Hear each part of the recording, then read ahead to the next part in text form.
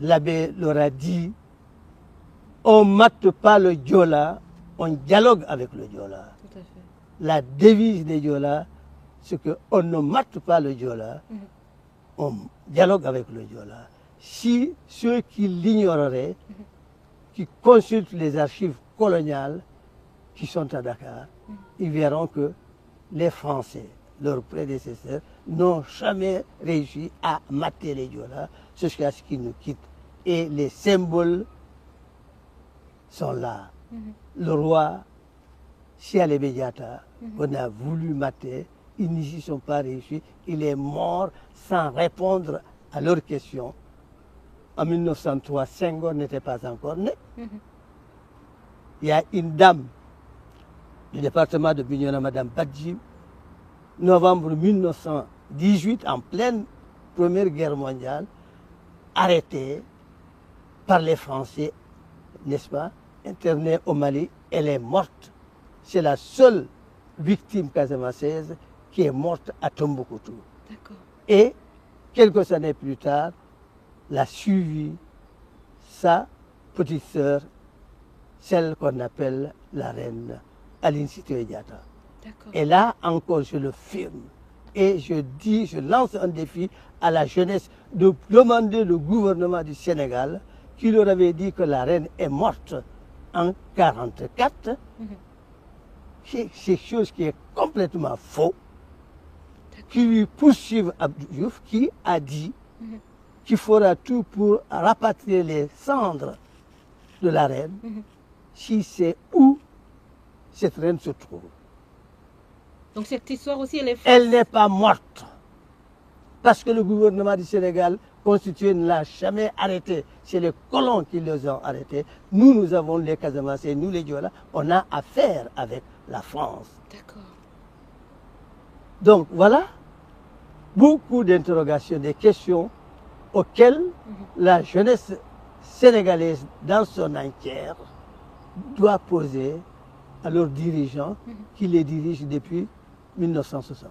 D'abord, vous souhaitez une bonne santé et longue vie, que bon Dieu vous protège, vous bénisse. Amen.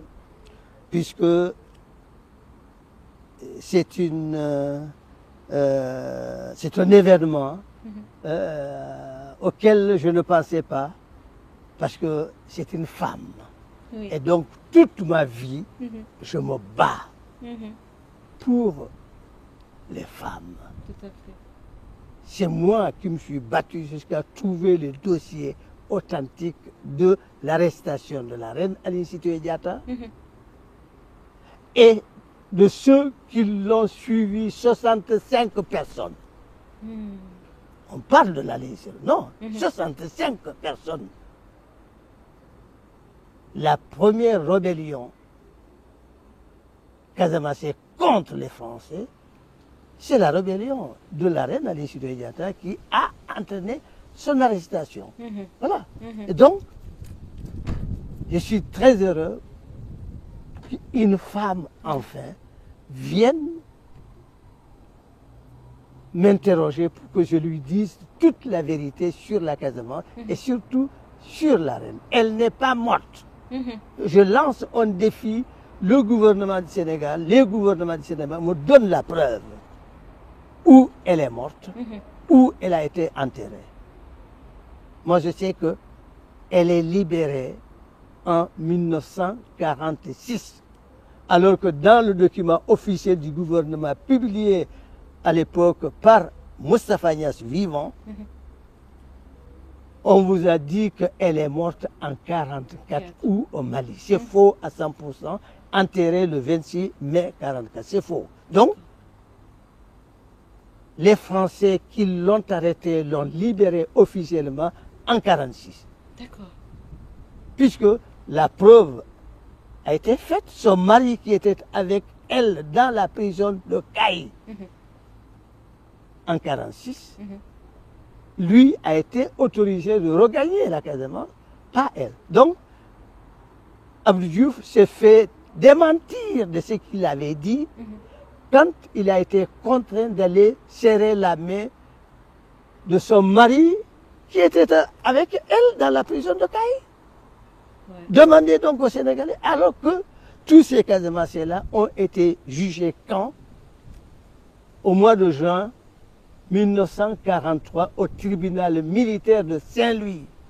D'accord. J'ai l'acte de jugement et de condamnation. Je sais, toutes ces personnes Casamançais 65, chacune d'elles, les peines qui leur ont été attribuées. Voilà, donc voilà des mensonges.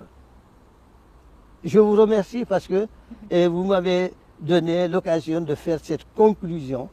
J'appelle non seulement à la jeunesse sénégalaise, la jeunesse casamançaise, je n'ai pas besoin de l'appeler parce que dès mon arrestation, elle a regagné dans le maquis. Maintenant, deuxième appel, c'est plutôt la jeunesse africaine qui chante partout panafricanisme, panafricanisme. On ne peut pas vouloir chanter une chanson qu'on ne connaît pas la signification. Pourquoi vous la chantez?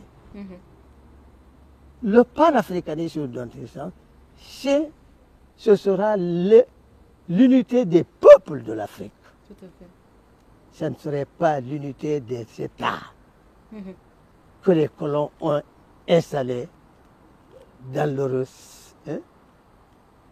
saloperie qu'ils ont entamé des frontières artificielles pour leur dire que vous êtes nos gardiens pour faire vivre ces frontières-là. Non, ce sont des illusions que les jeunes africains se sont lancés dans le panafricanisme. Parce que pour eux, ils prennent comme exemple les États-Unis d'Amérique. Or, les États-Unis d'Amérique, ils ont massacré des peuples améro-indiens pour s'installer.